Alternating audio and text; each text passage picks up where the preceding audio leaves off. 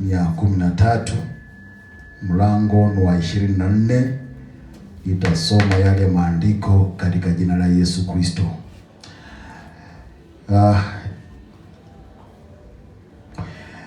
Biblia inasema hivi: akawatolea mfano mwingine akisema, ufalme wa mbinguni umefanana na mtu aliyepanda mbegu njema katika shamba lake. Lakini watu walipolala, akaja adui yake akapanda magugu katikati ya ngano, akaenda zake. Baadaye majani ya ngano yalipomea na kuzaa, yakaonekana na magugu. Watumwa wa mwenye nyumba wakaenda wakamwambia, Bwana, hukupanda mbegu njema katika shamba lako? Limepata wapi basi magugu? Akawaambia, adui ndiye aliyetenda hivi. Watumwa wakamwambia, basi wataka twende tukayakusanye? Akasema, la, msije mkakusanya magugu na kuzing'oa ngano pamoja nayo. Viacheni vyote vikue hadi wakati wa mavuno, na wakati wa mavuno nitawaambia wavunao, wakusanye kwanza magugu, wafunge matita wakayachome, bali ngano ikusanyeni mkaiweke ghalani mwangu. Akawatolea mfano mwingine. Umeruka.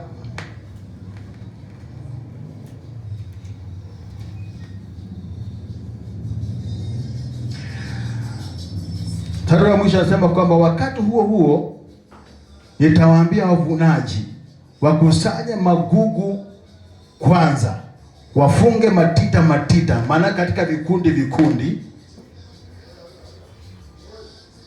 na kuchomwa katika moto. Lakini ngano ikusanywe, lakini afika ngano inawekwa katika magunia, alafu inawekwa ghalani. Bwana Yesu asifiwe. Bwana Yesu asifiwe. Yesu alikuwa anatoa mfano huu, na kitabu chote cha Mathayo Yesu alikuwa anatoa mfano kuhusu ufalme wa mbinguni. Bwana asifiwe. Ametoa mifano nyingi sana, lakini katika mifano zote ambazo ametoa, licha kwamba zinafanana, lakini kuna maelezo tofauti juu ya ufalme wa Mungu katika mstari huu wa 24. Bwana asifiwe. Ya kama ukiangalia huyu mpanzi, ile mbegu aliyoipanda ni tofauti na ule mpanzi aliyepanda mbegu ambayo ni neno. Bwana asifiwe. So akatoa mfano huo, akasema kwamba ufalme wa mbinguni umefananishwa sana na mtu aliyepanda mbegu nzuri, mbegu ambayo ni nini? Nzuri katika shamba lake. Maana hakuna mkulima ambaye anapanda mbegu mbaya. Hakuna mkulima ambaye anapanda mbegu ambayo itampa hasara katika mavuno yake. Bwana asifiwe. Kila mkulima anafanya juhudi kuhakikisha kwamba ile mbegu ambayo anapanda ni mbegu ambayo ina udhamana. Bwana asifiwe. Ndio maana hata katika shamba lako ukiwa na mbegu ya mahindi, kwanza kama baada ya kuvuna mavuno yako yote, unachaguaga kwanza ile ambayo unaona inaweza kuwa mbegu, unaitenga kando. Bwana asifiwe. Bwana Yesu asifiwe. Kama ni maharagwe, unachagua yale maharagwe ambayo yako na afya, ambayo ni nzuri, unatenga kando kwamba hiyo ni mbegu. na unaitunza vizuri isije karudiwa na nundu na wadudu, ndipo siku ya upanzi itakapofika huwe na mbegu ambayo ni nzuri utakayoipanda. Bwana Yesu asifiwe sana. Jambo ni hili ya kwamba wakati unapopanda katika shamba lako, huwa unafanya namna gani? Hatua ambayo inafanya mbegu zetu zizimee vizuri ni sisi wenyewe, maana tuna uvivu wa kuchunga mbegu yetu, tuna uvivu wa kuchunga shamba letu, tuna uvivu wa kupalilia. Bwana asifiwe. Maanake kila wakati ambao umepanda, maandiko yanasema kwamba alipopanda na akaenda akalala, adui akaja na akapanda magugu katikati ya nini? Ya ngano. Wewe umepanda leo, ukaenda ukalala, asubuhi hauna habari ya kwamba kuna magugu yamepandwa, lakini unakujua kama kuna magugu imepandwa wakati ambapo ngano yako imechibuka. Ndio unakuta inaanza kumea na vitu zingine ambazo zieleweki. Bwana asifiwe. Amen.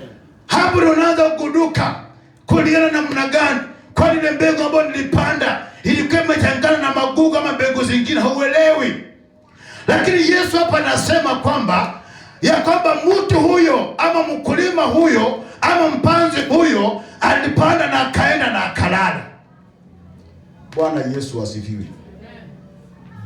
Lakini wakazi wake walipomwambia, manake kwa kawaida walihusika kwa kupanda, pomwambia kama wewe ndio akang'oe, akawaambia hapana, manake magugu ama vyakula vilivyo vizuri vibaya hautavijua wakati ambapo zinamea. Bwana asifiwe.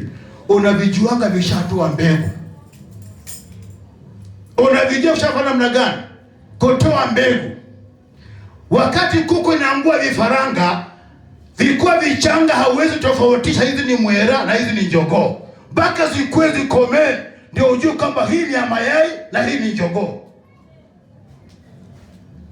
Akawaambia ngojeni mpaka vikomee, vitakavyokomaa hapo ndipo tutajua ya kwamba hii ni ngano na haya ni magugu. Bwana asifiwe. Ndiposa upate nafasi ya kusanya yale magugu na kuyaweka katika vikundi na kuyakusanya pamoja na kuyatupa katika moto. Bwana Yesu asifiwe. Amen. Hapo ndipo mkulima alitoanga ufunuo. Anapoandaa shamba lake anafyeka vizuri, anahakikisha kwamba yale magugu yote ameyakusanya na kuweka katika vikundi na kuweka kiberiti, yasije akasumbua mimea yake. Bwana Yesu asifiwe.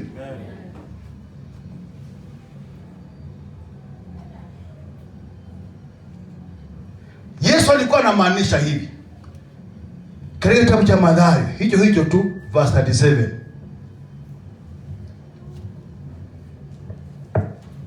Hebu sikia vile alikuwa anamaanisha.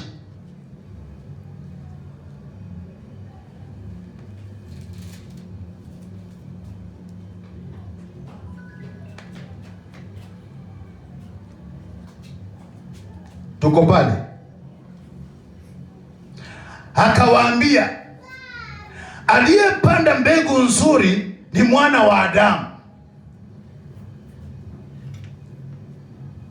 Si kama tumepanda hiyo nini? Aliyepanda mbegu nzuri nani? Ni mwana wa Adamu. Shamba ni ulimwengu na mbegu nzuri ni wana wa mfalme. Sijui umesikia hilo neno? Ni tofauti ile mbegu ile nyingine, because ile mbegu ile nyingine ni neno. Bwana asifiwe. Katika mfano huu ambao Yesu alipeana ya kwamba yeye sasa ndiye mpanzi, Bwana asifiwe. Yeye kwamba yeye ndiye anayepanda na mbegu ambayo anaipanda ni wana wa Mungu. Bwana asifiwe. Amen. Wana wa Mungu ambao ni nani? Ambia jirani yako wewe ndio mbegu. Haujamwambia? Nataka uelewe shida inakuanga wapi. Unaona wapi shida inakuanga? Kwa sababu hata saizi hujajielewa kama wewe ni mbegu. Ama uko shika vizuri, sikiliza. Akawaambia, aliyepanda mbegu nzuri ni mwana wa nani? Mwana wa Adamu, ambao ni Yesu. Si ndio? Shamba ni ulimwengu. Shamba ni nini? Hii dunia ambayo tuko ndani yake ndiyo shamba. Alafu mbegu ambayo ni nzuri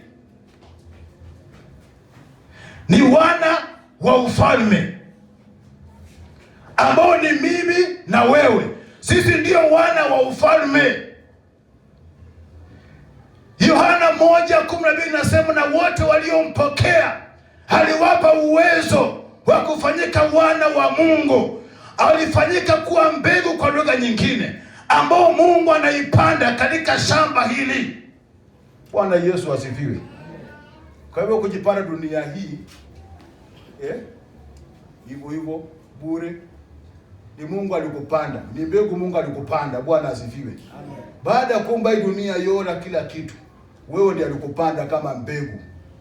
Bwana asifiwe.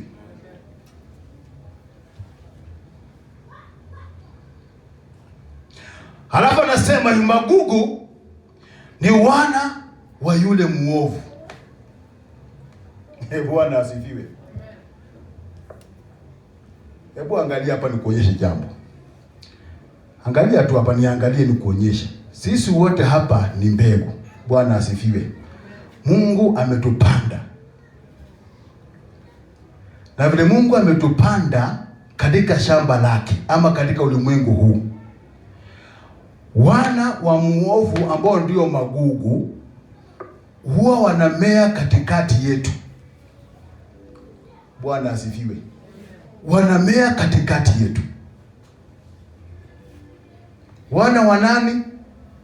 Wana wa muovu, ambao ni Ibilisi, ambao ni Shetani. Bwana asifiwe. Asubuhi tukaambiwa ya kwamba kulikuwa na vita kule juu mbinguni, na akashindwa na akatupa katika shamba hili ambalo wewe umepandwa kama mbegu. So mahali penye alianguka ni mahali ambapo ulipandwa, ama ni karibu ama ni mbali? Hiyo ni swali. Na kama umekaa karibu na magugu, tabia zako sio za ngano, tabia zako sio za mahindi, tabia zako sio za maharagwe, sio za mudhokoi, tabia zako ni za magugu, naona tu. Bwana asifiwe. Kwa sababu mbegu yako ilimea pamoja na magugu. Ndio maana tabia za wana wa Mungu, tabia za wateule, tabia za walokore zimekuwa tofauti na tabia za kiungu, kwa sababu kuna mtu ambaye alipanda magugu katikati yao. Bwana asifiwe. Maana hukupata uwezo na mamlaka na nguvu ya kuweza kuzuia mizizi ya magugu kuweza kufikia. Kwa sababu gani? Ulipopandwa ulilala, ulipopandwa hukukua, ulipopandwa ulibaki tu mahali pamoja, haukukua, kwa sababu ni mbegu ambayo imelala.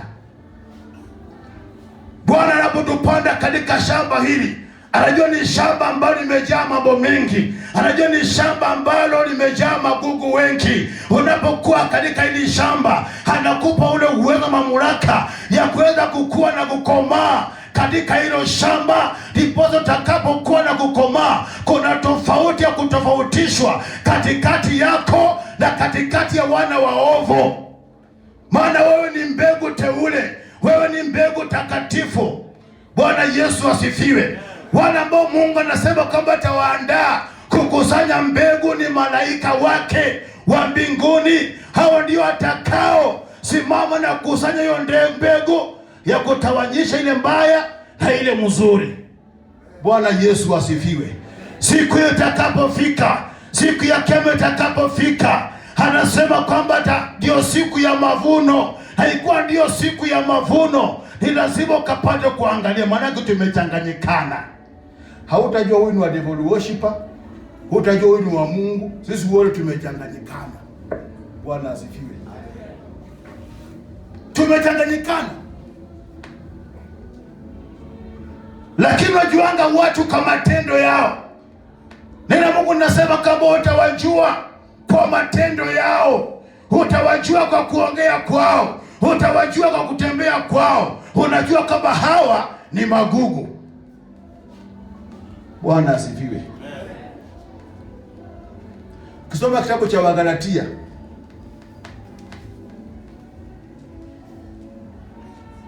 ni 5:19. Magugu inapatikana hapo. Hapo ndio kuna magugu, mfano ya magugu. Hebu sikiliza. Basi matendo ya mwili ni dhahiri, nayo ni haya: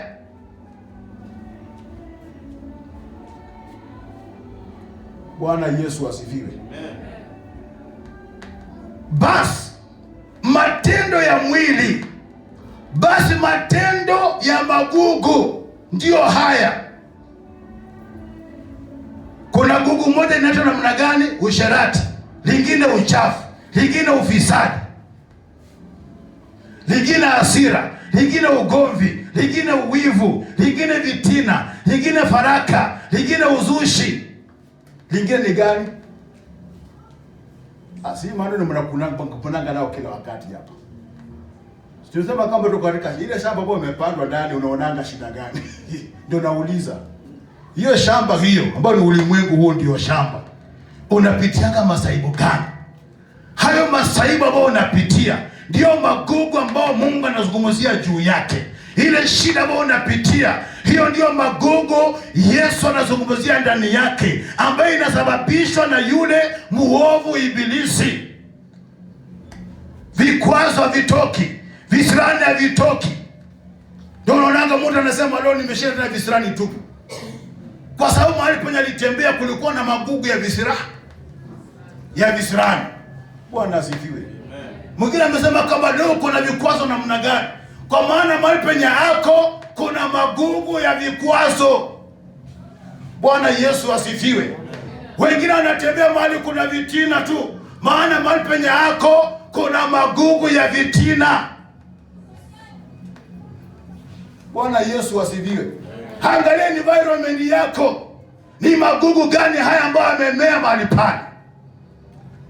Kuna magugu mengine ya usherati, mengine ni ya uzushi. Na Biblia inasema kwamba na mengine yote yanayofanana na kama hayo. Hayo ndio magugu ambayo shetani hukuja na kupanda katikati yetu. Tunapomea tunamea pamoja. Unapomea pamoja na magugu, hauwezi kosa vikwazo, hauwezi kosa kudungwa na mimba, hauwezi kosa kudharauliwa, hauwezi kosa kukumuta mbana na kudhihaki. Kwa sababu jua ni magugu. Tuko dunia hii, hatujahama. Bwana asifiwe. Unaweza kuta hata mtu anakutukana with no reason, unajua kosea mtu. Wewe elewa kwamba huyo mtu ni gugu ambalo liko ndani mwako. Elewa na ujue jinsi ya kupambana na gugu. Bwana asifiwe. Hauwezi pambana na gugu with your physical strength. Hatukuja unakuja gumu unasema kuja ni kuonyesha, hapana. Usilale, maandiko yanasema usilale. Manako unapolala hatakuweza. Wewe amuka, ng'ang'ana katika maombi, ng'ang'ana katika Bwana. Wacha Mungu akupatie nguvu na uweza na mamlaka ya kustahamili magugu ambayo yamemea katika shamba. Bwana asifiwe. Manake pasipo nguvu ya kuelewa na kustahamili yale magugu ambayo inamea, tunaonaga watu wakirusha mikono. Wacha ikae. Unasema wacha ikae kwa sababu yale magugu yamekuweza. Bwana asifiwe. Manake tunamea nayo. Bwana asifiwe sana. Tunamea nayo. Unafanya kazi na hao. Hapa kwenye unafanya kazi watu wameokoka. Bwana asifiwe. Haleluya. Hapo unafanya kazi, wale watu wako pale wote wameokoka. Mama Linet, wao unafanya nao biashara wote ni walokole. Kuna wengine hata wataki hata uzia hapo. Wanaombanga sana utaondoka hapo. Lakini kwa sababu ni magugu, unaelewa kwamba yale magugu ambayo unakaa nao ni magugu wa aina hii na wanakaa hivi, na unajua jinsi ya kukaa na wao mpaka ile siku ya mavuno. Wakati mavuno yatakapovunwa ndio utakuja kutenganishwa na wao. Bwana asifiwe. Yesu akasema kwamba akawaambia, msiang'oe yale magugu, msiang'oe. Maana mtakapong'oa, mtang'oa pamoja ile mbegu ambayo ni nzuri. Usiwafukuze, usikose kufanya kazi na wao, usikose kufanya biashara na wao. Bwana asifiwe. Usiseme kwamba hiyo kazi sitaki kwa sababu fulani ako na uwivu sana. Hatiyo jamaa zile shiriki na wao, wakati hata wale ambao wanaonekanaga ni wateule, kuna wengine ni magugu. Nasema kama ile kanisa kama iko na mtu fulani, manako ushagundua ni gugu, unasema kama hautashiriki katika hilo kanisa kwa sababu ushagundua ile mtu sio ndugu tena, amekuwa ni dudu. Unasema hiyo kanisa wacha ikae. Yesu akawaambia msiang'oe yale magugu, ni mapema. Wakati huu ni mapema kung'oa magugu. Wataimee pamoja na ngano. Itakapokomaa, hapo ndipo mtafanya harvest. Na katika hiyo harvest ndio mtaanza kusanya na kuchagua mbegu ambayo ni nzuri, mnaweka pande hii. Mbegu ambayo ni mbaya, mnaweka pande hii, na inachomwa moto. Bwana asifiwe. Hiyo moto hiyo ni la jehanamu. Bwana asifiwe. Sio ile ugano ile uchafu physical itapandwa, hapana. Ili kuna mbegu tu ya wana. Biblia inasema umewaita wana wa waovu. Bwana asifiwe. Na wana wa waovu pamoja na wana ambao wanatenda maovu yote. Maana yule ambaye anatenda maovu, Biblia inasema kwamba baba yake ni nani? Baba yake ni Ibilisi. Na baba yake anapokuwa Ibilisi, nyinyi wote mtakusanywa, mnatupa katika ile moto ambayo inawaka milele na milele. Bwana Yesu asifiwe. Lako ni kujiangalia katika shamba hilo shamba ambalo umepandwa. Bwana asifiwe. Hilo tu shamba hilo, jielewe ya kwamba nimekena mtu ambaye unajua si rahisi kugundua mtu ni gugu. Bwana asifiwe. For example, ile mtu ambaye anakukolo, unajuanga anakukolo, unajuanga baadaye ala kumbe nilikuwa nakoniwa. Kama huyu mtu amekwisha enda, kwa maana katika shamba ambalo uko ndani yake jua kuna magugu. Bwana asifiwe. Labo ni la muhimu ama la msingi ni kuelewa kwamba uko wapi, umepandwa wapi, na ninapaswa kufanya nini. Mimi kama mbegu iliyopandwa, Bwana asifiwe, ninafaa kufanya namna gani ili kujiimarisha katika shamba ile ambayo nimepandwa ndani yake. Hapo ndio Yesu alikuwa anasema mtu akikukosea ama kupiga kofi, mgeuka hata pande nyingine mpatie kwa namna gani?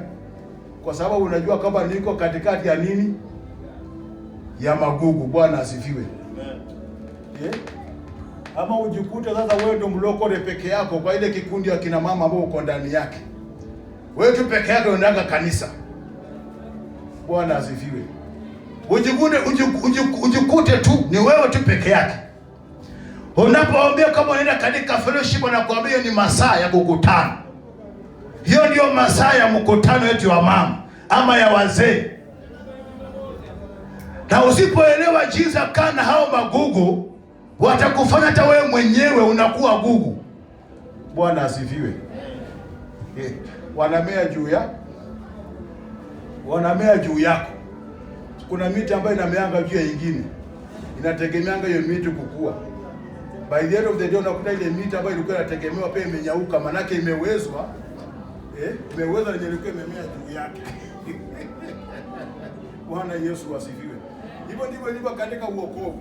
Unapokubali mtu kukaa juu yako ambao sio wako, ambao mbona ushirika na yeye, ambao hamtembei pamoja na yeye, anakufanya mpaka unaisha, unakufa spiritually kabisa. Ukitembea na mtu ambaye haendi kanisani, mtu ambaye hapendi maombi, mtu ambaye hapendi kusoma neno, wewe pia unafifia katika hali hiyo, na nyinyi wote mnaingia katika box moja. Hapo ndio tunasemanga ule mtu amebackslide, kwa sababu hakuelewa ya kwamba amepandwa pamoja na magugu. Bwana asifiwe. Ni vizuri kujielewa. Kitabu cha 1 Peter inasema namna gani? Ni vizuri kukuwa macho. 1 Peter 5:8. Ni vizuri kukuwa macho. Maana unapokuwa macho unaangalia, na kukuwa macho ni katika neno, kukuwa macho ni katika maombi, kukuwa macho ni katika fellowship.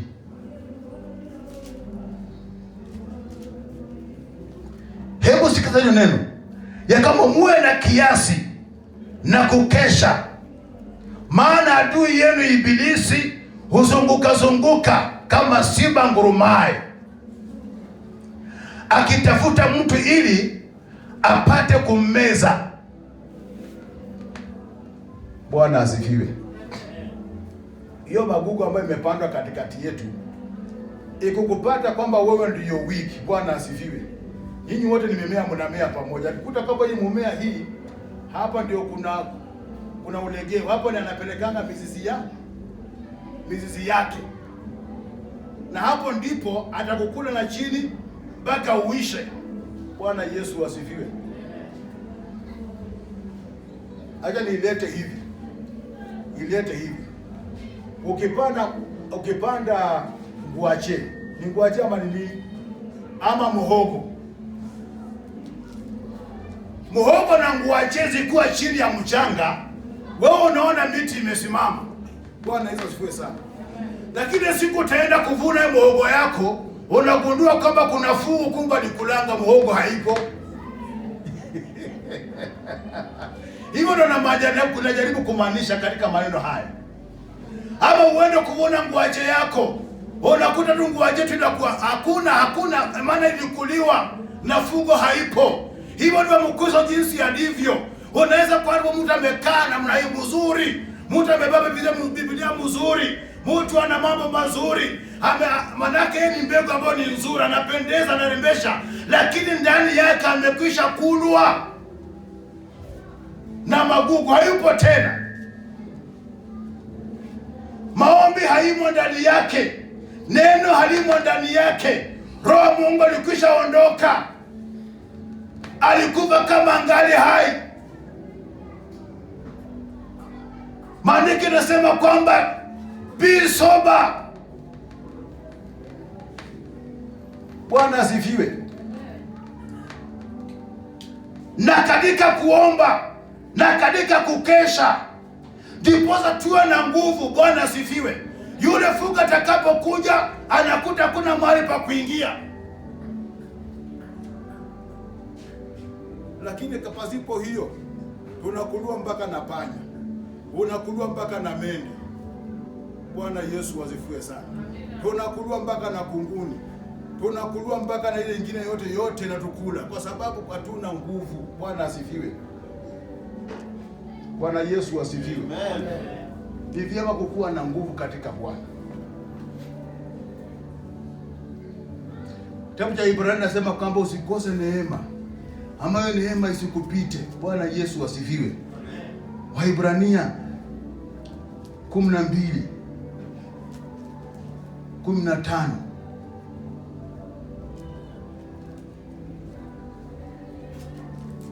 Tusikose neema kama Isau.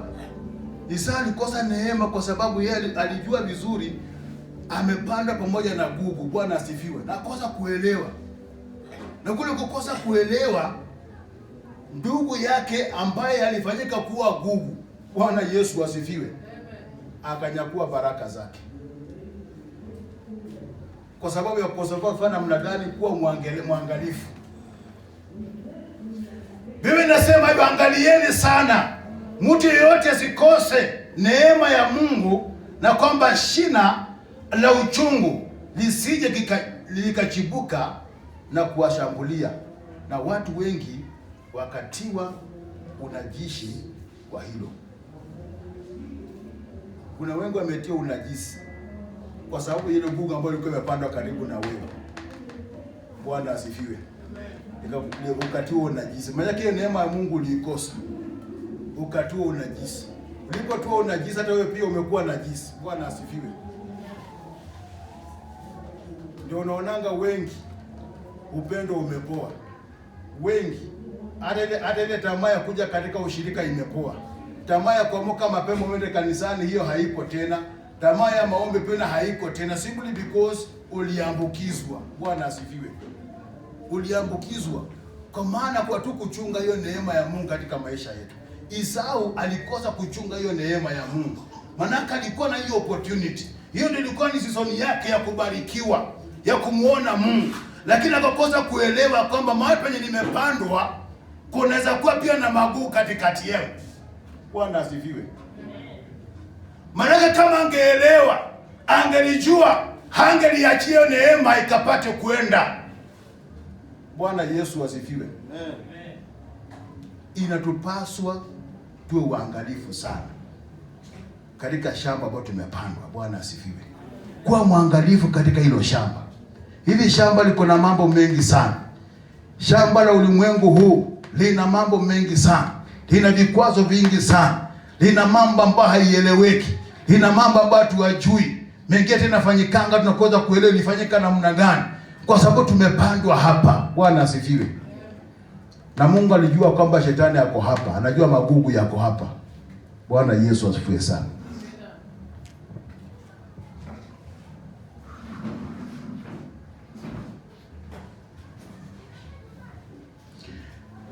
Hebu angalia kitabu cha Korintho wa pili.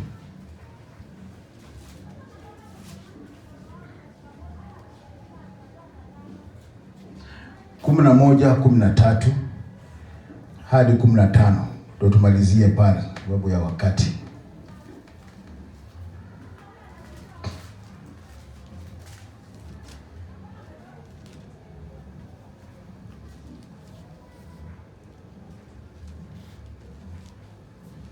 Hawa ni magugu wengine.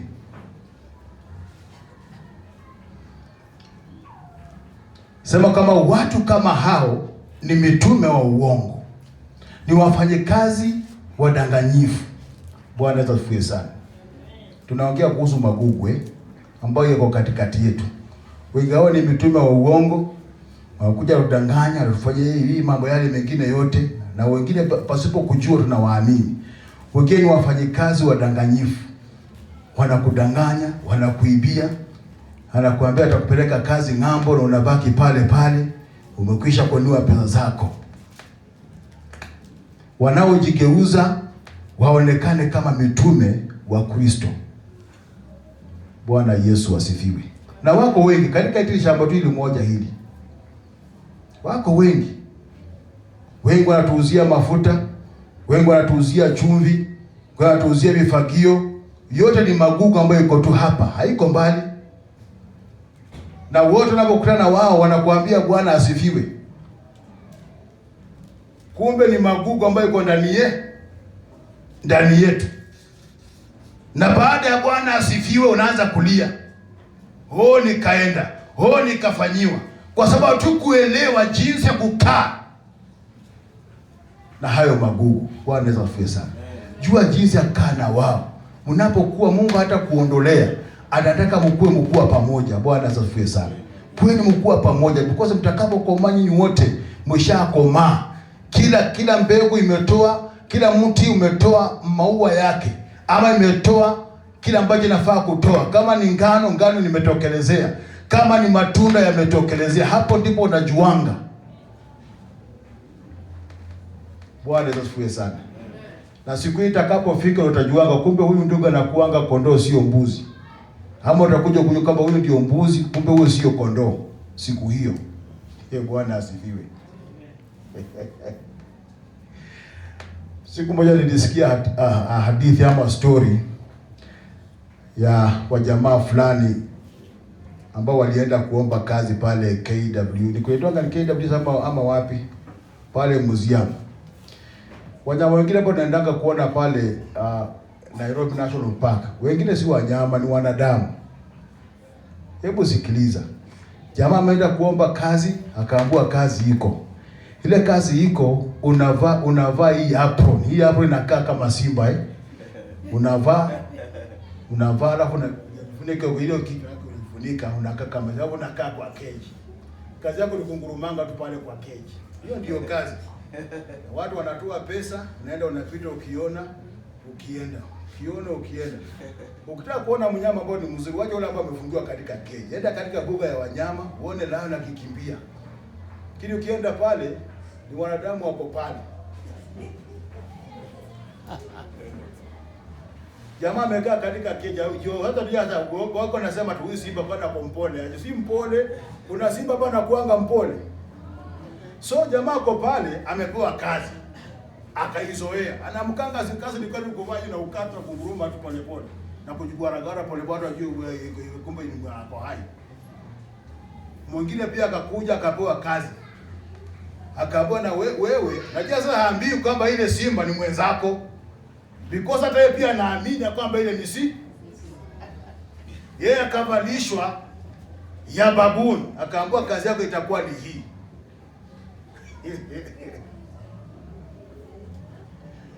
Sasa hii keji imewekwa pande hii ni simba, pande hii ni baboon. Lakini mlango wa kutoka, mkienda kubaja manguo, ndio mvaa ile nguo zenu za kazi kwenda nyumbani, mnatumia mlango mo. So wanapofunguliwa, ile jamaa wa kwanza anajielewa kwamba mimi sio simba, ni kazi. Yeye anatoka. Lakini yule mwingine hajaelewa ya kwamba ule pia ni mwenzangu, hapana. Yeye anaona ile ni simba itakuja kunirarua, atajua mimi si mwenzake, atakuja kunirarua. Akangoja ule akaenda. Naye kwenda katika hiyo kwa ameenda na akaenda akakaia kidogo, ule na akatoka akafuata, wakakutania huko. Wacha ndugu zake kupigwa kule ndani. Yeye akamwambia hapana, hata mimi pia ni mwenzako. Ndio wakajuana pale, hata kumbe tuko jogo. So siku hiyo itakapofika ndio utajua wanyama halisi na wanyama ambao sio halisi. Bwana Yesu asifiwe. Manake tuko katika dunia ambayo ni hatari. Mungu hakutuweka katika dunia kwa sababu ni nzuri, hapana. Hakutuweka hapa kwa sababu ati ametuweka tujienjoy tufurahi, hapana. Alikuweka hapa ndipozo kapate kung'ang'ana. Bwana asifiwe. Uelewe maisha ni nini. Uelewe ufalme wa Mungu ni nini. Bwana Yesu asifiwe sana. Kumaanisha katika ufalme wa Mungu hakuna chochote kitakachoingia ambacho ni najisi. Hakuna chochote kitakachoingia ambacho ni kichafu. Watu wote ambao Bwana aliwapanda watakusanyishwa mahali pamoja wote na kupitishwa katika kichungi ya kuchungwa. Mbegu ambayo ni halisi inapita, ile ambayo inabaki inamwagwa katika moto wa tonari. Bwana asifiwe sana. Hiyo siku itakapofika, ninaamini kwamba upepo utakuwa mkali sana siku hiyo, unawekwa katika uteo. Haleluya. Unaona uteo ile wa mama, unaelewa hii maneno ile unaelewa hiyo.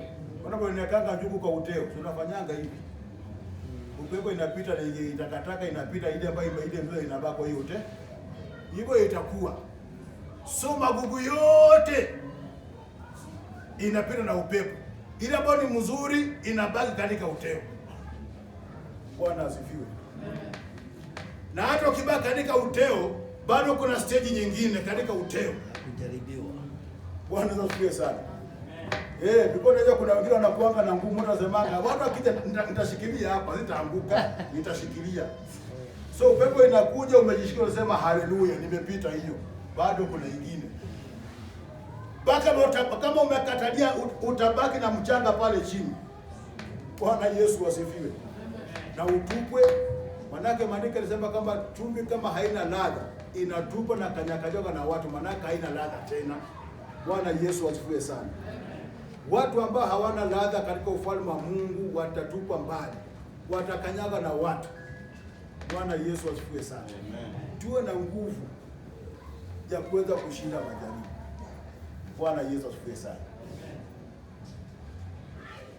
Katika dunia hii sisi ni mbegu ambayo imepandwa na Mungu. Katika dunia hii sisi ni mbegu na tumepandwa na Mungu. Bwana asifiwe.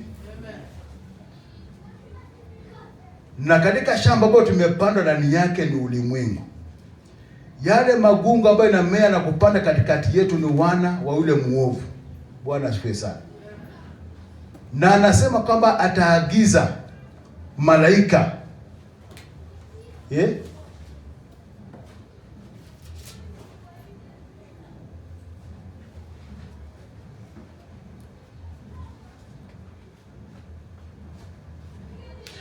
unasikia bwana anasema ya kwamba mavuno ni mwisho wa dunia, nao wavunaji ni malaika. Sio pastor. Hakuna siku utasema au pastor nilikuwa mshirika wako mwaminifu, nilikuwa natoa fungu la 10, pastor unalijua. Kujuana ni hapa duniani. Bwana asifiwe. Kujuana ni hapa duniani. Hata ukishikwa na kanjo kuja kwangu utakuambia wewe nitakusaidia tu, ndio, lakini mbinguni hapa hakuna kusaidiana. Hata mpia na ngangana fanya namna gani? Wavunaji ni wakina nani? Malaika. Na mmoja wa malaika ambao wanavuna ni malaika wa vita hapa anaitwa Mikaeli. Bali aliangusha huyo ibilishi wapi? Hayo magugu yaliangusha wapi? Manaka anajua uwezo na nguvu ya hao magugu. Bwana Yesu asifiwe sana.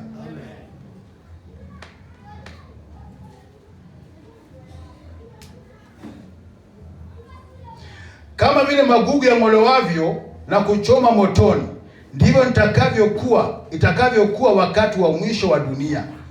Mwana wa Adamu atawatuma malaika wake, nao watakusanya kutoka ufalme wake kila kitu kinachosababisha dhambi na watenda maovu wote, nao atawatupa katika tunuru la moto, ambako kutakuwa na kilio na kusaga meno. Ndipo wenye haki watang'aa kama jua katika ufalme wa Baba yao. Yeye aliye na masikio na asikie. Wewe ambao uko na masikio na usikii, ya kama wewe ni nini? Tusimame kwa miguu yetu.